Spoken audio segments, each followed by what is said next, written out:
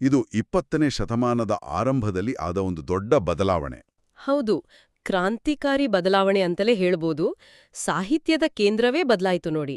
ಧಾರ್ಮಿಕ ಪೌರಾಣಿಕ ಕಥೆಗಳಿಂದ ಆಚೆ ಬಂದು ಮಾನವೀಯತೆ, ಸಾಮಾಜಿಕ ನ್ಯಾಯ, ಆಮೇಲೆ ವೈಜ್ಞಾನಿಕ ದೃಷ್ಟಿಕೋನಕ್ಕೂ ಕೂಡ ಜಾಗ ಸಿಕ್ತು. ಅಭಿವ್ಯಕ್ತಿಯ ಹೊಸ ರೂಪಗಳು, ಹೊಸ ಶೈಲಿಗಳು ಬಂದ್ವು. ಇದಕ್ಕೆ ಕಾರಣ ಏನು? ಅಂದ್ರೆ ಈ ಬದಲಾವಣೆಗೆ ಪ್ರೇರಣೆ ಎಲ್ಲಿಂದ ಬಂತು? ನಮ್ಮ ಒಳಗಿನಿಂದಲೇನಾ ಅಥವಾ ಹೊರಗಿನ ಪ್ರಭಾವಗಳೂ ಇದ್ವಾ? ಖಂಡಿತ ಹೊರಗಿನ ಪ್ರಭಾವಗಳು ತುಂಬಾನೇ ಇದ್ವು. ಒಂದ್ ಕಡೆ ನೋಡಿ, ಇಂಗ್ಲಿಷ್ ಶಿಕ್ಷಣ ಬಂತು. ಅದರ ಮೂಲಕ ಪಾಶ್ಚಾತ್ಯ ಸಾಹಿತ್ಯ, ಅವ್ರ ಯೋಚನೆಗಳು, ಮುಖ್ಯವಾಗಿ ರೊಮ್ಯಾಂಟಿಕ್ ಕಾವ್ಯ, ಇದೆಲ್ಲದರ ಪರಿಚಯ ಆಯ್ತು ನಮ್ಮ ಲೇಖಕರಿಗೆ.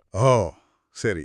ಇನ್ನೊಂದು ಕಡೆ ನಮ್ಮ ದೇಶದಲ್ಲಿ ಸ್ವಾತಂತ್ರ್ಯ ಹೋರಾಟದ ಕಾವು ಏರ್ತಿತ್ತು. ಹೌದು, ಆ ಸಮಯದಲ್ಲಿ ಅಲ್ವಾ? ಅದೇ ಸಮಯದಲ್ಲಿ ಈ ಎರಡೂ ವಿಷಯಗಳು